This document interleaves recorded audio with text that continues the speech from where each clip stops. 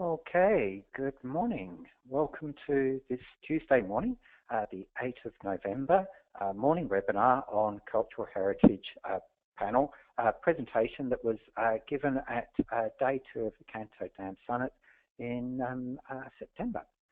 Okay, now then, I'm just waiting for a couple more people to jump in. I can see them logging in here, but we'll be starting very shortly.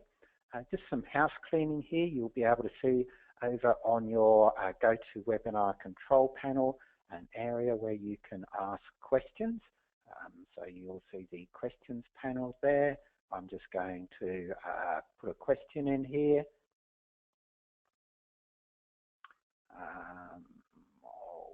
Okay.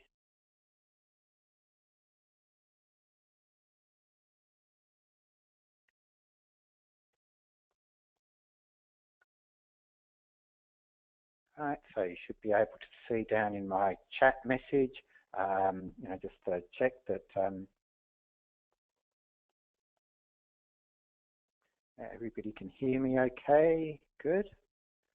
Right, you'll have a questions area there where you can put in your questions and send them back to me. Now then, do please let me know if anybody has issues with hearing the presentation. Sometimes we've got some audio quality issues. You please let me know. All right, we seem to all be connected and everybody can hear okay. Now then, this presentation I'll be going through, I think there's around about 12 slides here. It won't be a very long presentation. I should wrap up well before 30 minutes has gone by.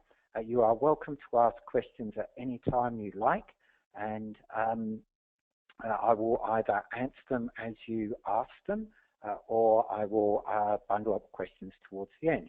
It's really up to you, and it's got a little bit to do with the relevance of the questions to the topics we're talking about. Okay, so a little bit of background here.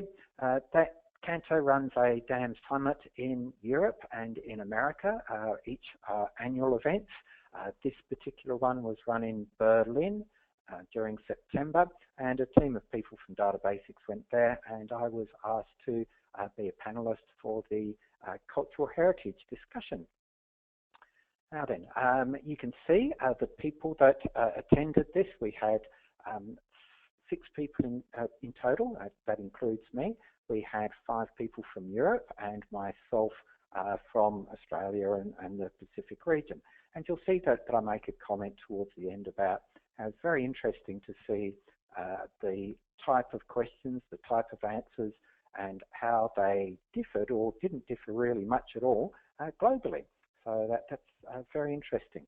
Now then, just to introduce everybody for you, Marianne, she is the person standing just to my right, the person seated down far on the right there, looking at me. She's from the Van Gogh Museum. She'd done a presentation on day 1, which was really interesting. Michael Fink, he's second from the left as you look at it there.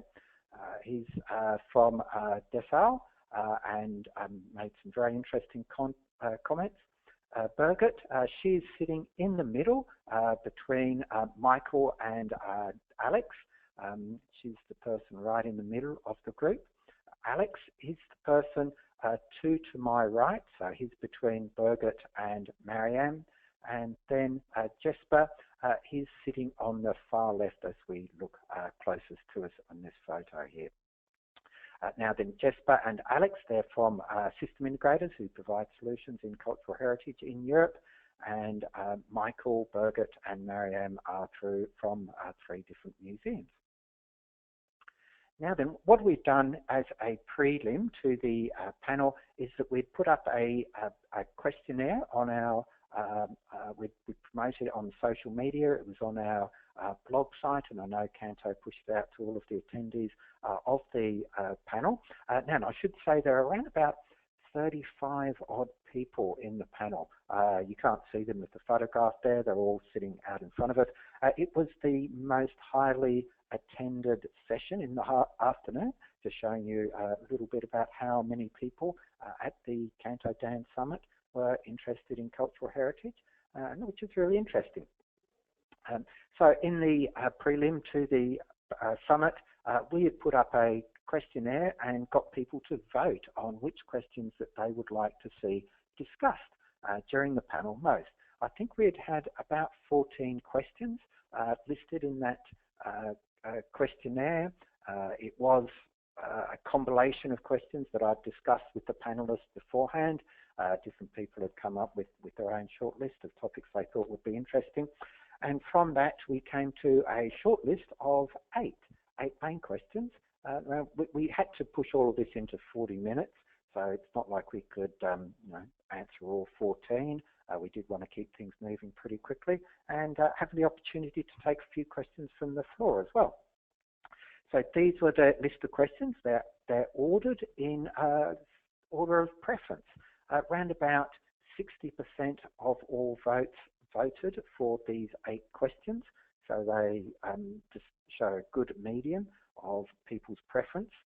And a couple of the questions, such as the first question, was almost ubiquitous to all people who answered the questionnaire, that they wanted that one answered.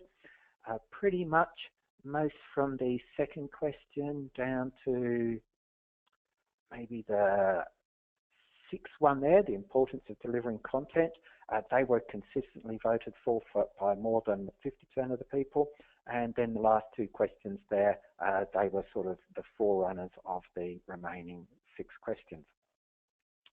Alrighty, so I introduced the group. I then listed all of the different questions on the overhead projector, and then we passed the whole process to the panelists to answer on the different questions. And what I've done here in this presentation, and you can see it's a blog on our website and during the webinar, is that I've taken a snapshot of who answered the question most extensively, and I think also who summed up the collective input of the group of panelists. Like most panel discussions, there was active discussion between all of the people. It wasn't just one person speaking most of the time. A couple of times, and I will mention it, there was just a single person speaking. So this is really just a summary of the main comments. So again, the first question, this is a question, as I mentioned before, everybody who answered the questionnaire really wanted to know about this and voted for this question. So who should be on your team involved in a dam project?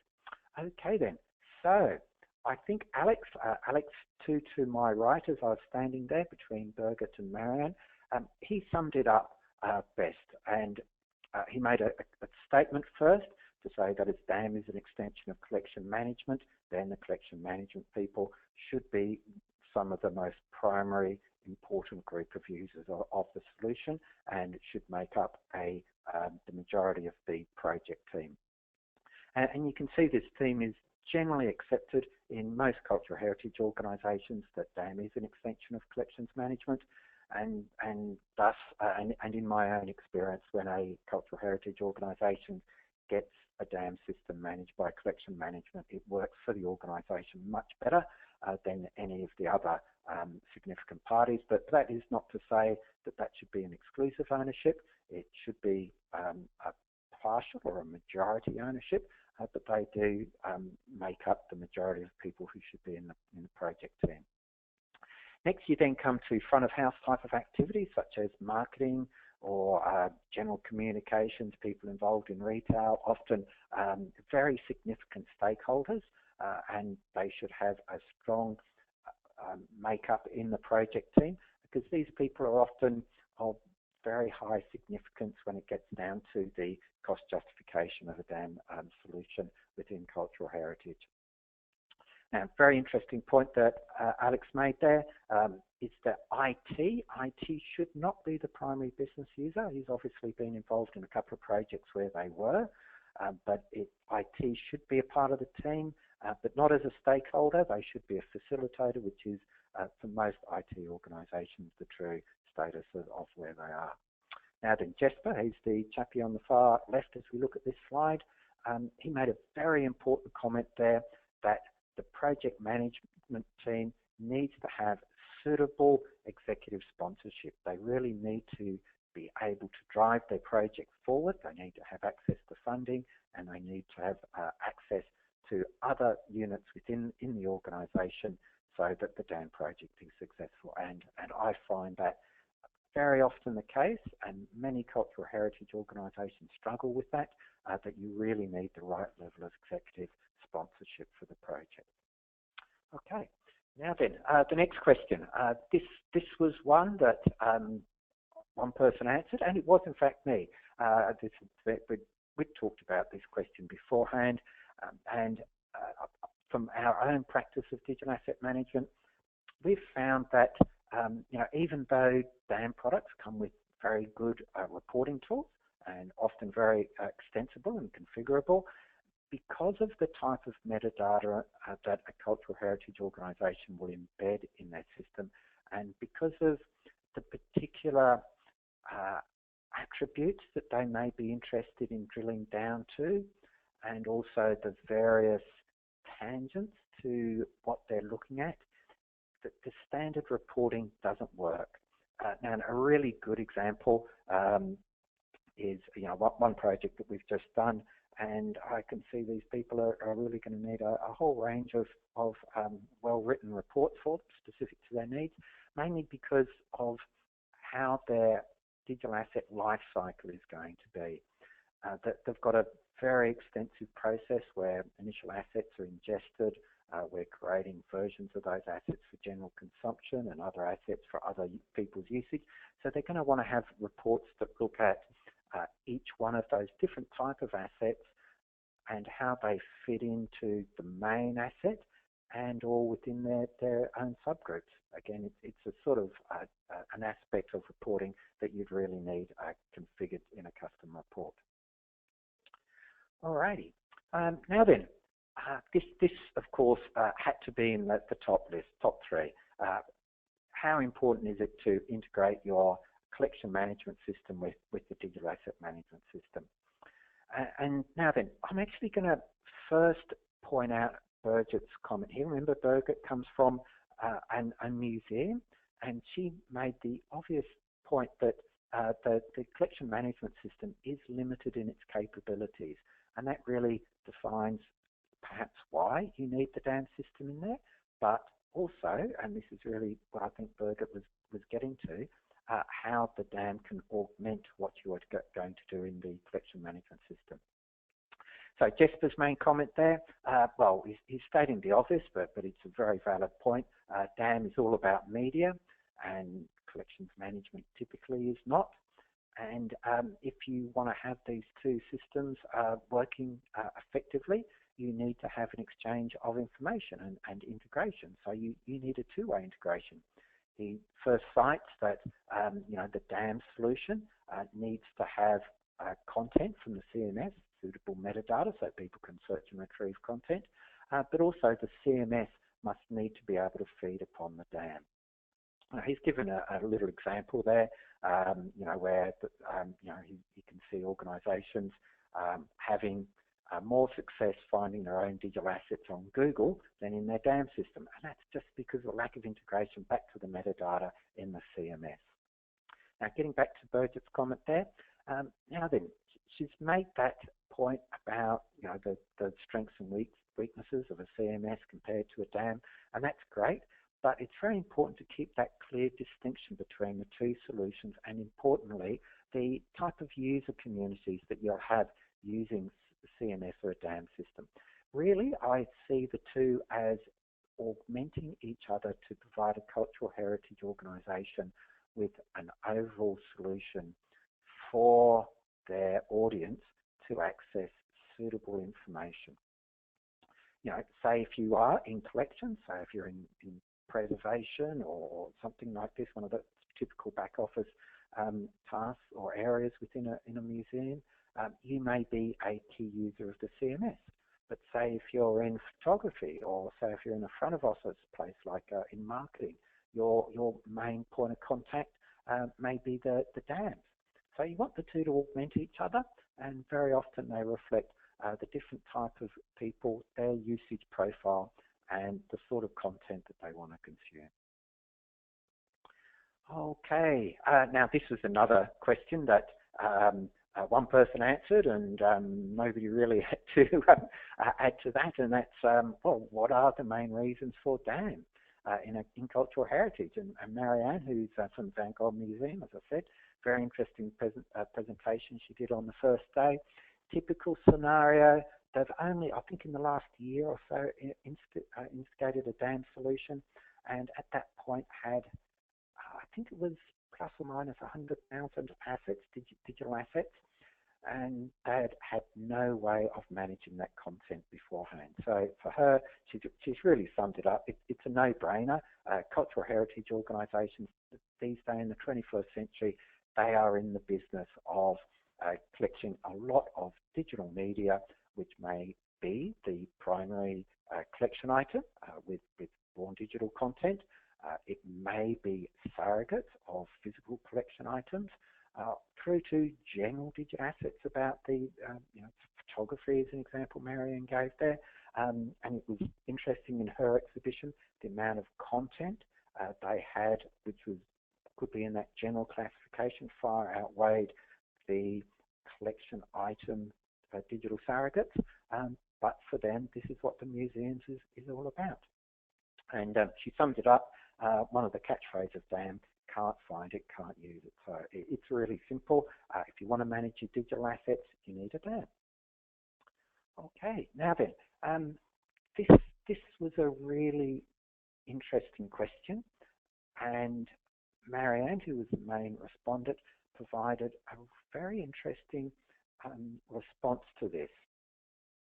So, like the importance of contributors was generally accepted by the group. And you saw this, many of the questions, they, the main topic or text in the question, there wasn't a question about. They took it a step further. So Marianne said here, yeah, well, okay, so contributors are important, but what is important about contributors is to have correct governance of the content that goes into the DAM system. And, she made a point there, and you could see from her own experience implementing a DAM for the last year or so, that the contributors have to be correctly skilled to be able to assign meaningful input, metadata into the DAM system if you want to be successful. So she's turned that question around a little bit. She's looked at what is important about your contributors, because everybody agreed that contributors are ubiquitously important in a DAM system. And I think that's true of any industry, and just as so with cultural heritage. Now then, the next group of questions. This was really interesting. I found that from this point on, the discussion started to bring in another tangent, and you'll see a comment later on the slide. Earlier this year in May, I'd been to Auckland to the Museums Association meeting there, and it was very interesting to see the discussion there that had a lot to do with the ownership of cultural heritage, both the artefacts themselves and the process of performing preservation of cultural heritage and the subsequent access to it. So let's first get to Michael's response. And Michael had flagged me beforehand. He said that he's quite passionate about this question. So okay then. And his answer to this question was to say, is that really a question? Of course you want to deliver your content to external portals. Trove is Australian here, Europeana. I'd seen a presentation a few days later in London about Europeana, and Getty are good examples there. So, and everybody agreed with him. Really, if you're going to put the effort into creating a archive of your cultural heritage artifacts, you then want to make it available to external portals. And putting that question the other way around, often the reason why you went and created this archive was to put it out to external portals. And Michael pointed out that that the actual act of making this content generally accessible, that is what will preserve cultural heritage. And this is a very important point. And again, from my own experience, talking to the real owners of the cultural heritage, it needs to be living content. It needs to be content that people can be involved in. and this topic will be extended in the next couple of questions there, and it's very significant, I think. If you want to create an archive, you've got to involve the people in this archive to keep the cultural heritage alive, and that will preserve it. Michael also, came up with the obvious point there, research, which I think is really what I'm talking about with people's involvement in the cultural heritage. People can do that remotely, and then he extended this, and you can see the reason why he was involved in this question here is he's been working with Google to provide them access to the content in his museum, and it's very interesting. He pointed out that the museum has rights to what is made accessible. They do not hold rights to who has access to that content, and I can see very good reasons for that. And the main question he was looking at from his position within the museum was how this was going to be accomplished. So, for him, digital asset management, collecting this cultural heritage and making it externally available are all one and the same. Now then, as we see, the next question here, this again, another interesting question. I was pleased that this was voted in the questions that we talked about, because it was one I went to this session in this conference in May, and there was an interesting debate in one group there between what is typically the back of office people and the front of office people involved in collection management, preservation, research versus marketing, retail, etc. And we're really talking about who is the collection for, right? So, and this is where both Jesper and Birgit commented. Now then, this is interesting. They both assumed that the external audience was a given, right? That would automatically, you'd make your content available to an external audience. They came up with the point that to make that plausible, you needed to make sure that the solution was simple and easy to use. Very good point. Putting up the solution, but making it complex to use. Very often the background from a collections cultural heritage organisation, create an artificial barrier.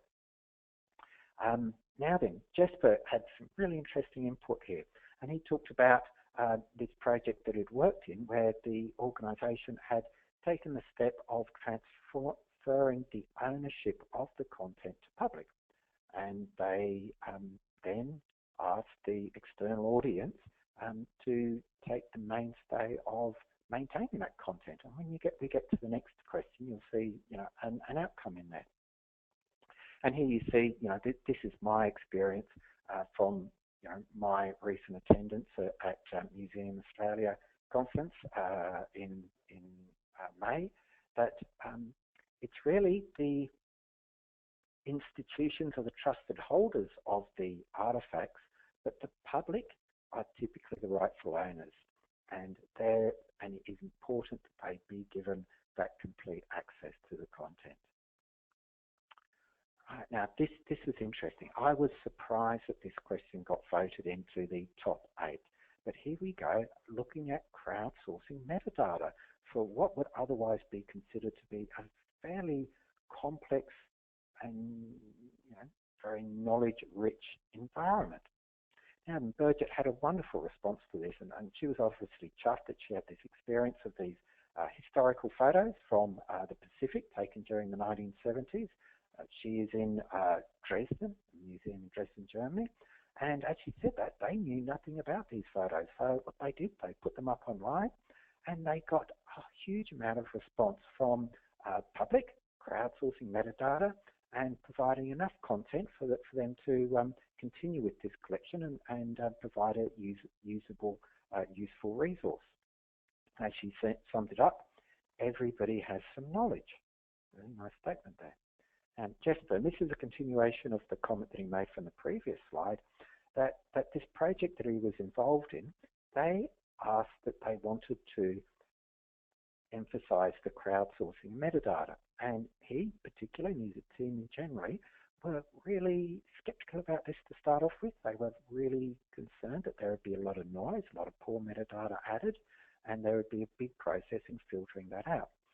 went ahead and put this solution up, and much to his very big surprise and pleasure, found that the crowdsourcing metadata provided very useful metadata, and they, even though they scanned through what was coming in, there was no deleterious noise.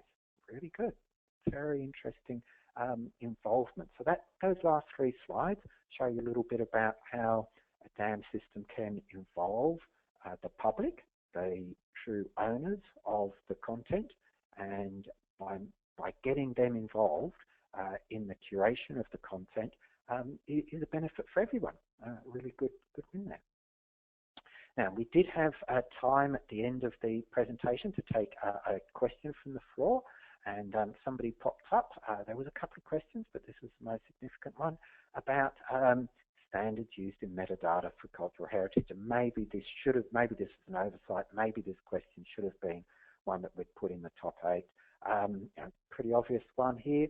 Interestingly enough, and this is very interesting considering that I'm from Australia and these people are from Europe, everybody referred back to Dublin Core. So you pretty much see here that Dublin Core has a global, as a global standard for metadata and cultural heritage is ubiquitously owned and understood by all organisations. Now, many people mentioned that their own country or region had a localised version of that, but it would all be based upon the DC underscore type of field names. So there we go, Dublin Core. That's really good. Okay then, so just wrapping up. Now then, I'm just looking through questions. We've got a couple of questions being asked. Just before I get into that.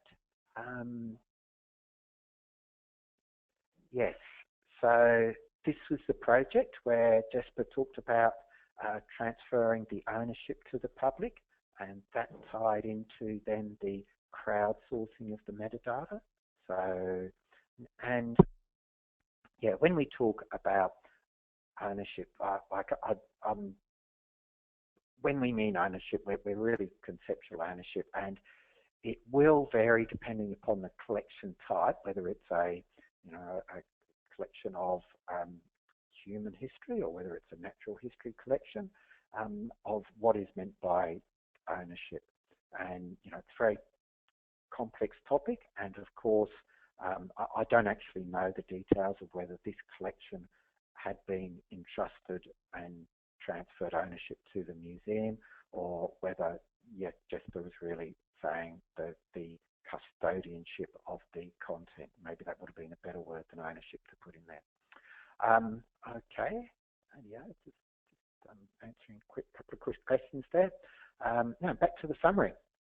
Okay, so now then, this is really interesting for me. I'm very passionate about cultural heritage and DAM, and a chance to catch up with people in Europe who are doing the same thing, and find that we had so much in common. It's interesting. Later on that week, I went off to London to attend a Collections Trust event, and again, the topics there were very typical to the topics that I hear in conventions and when talking to customers here in Australia and New Zealand.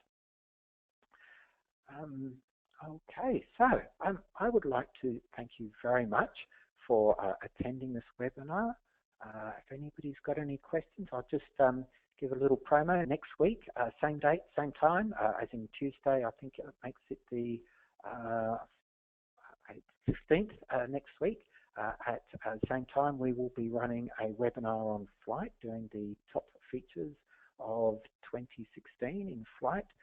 So if you do want to come along back, you'll see that advertised on the website, so you can register for that. Okay, no more questions. So again, I'd like to thank you very much for attending the webinar. It's always great to catch up with people. Next week's webinar, probably, I'm not too sure whether that will be the last one. Just saw somebody ask whether there'll be a further one about Cumulus. Yes, I know people wanted to know about Cumulus 10.2 features. I will talk to the team here and see whether we can do something and get that one out early in December maybe. Okay, so thank you again for attending the webinar, and I look forward to catching up with you in person soon. Thank you. Bye.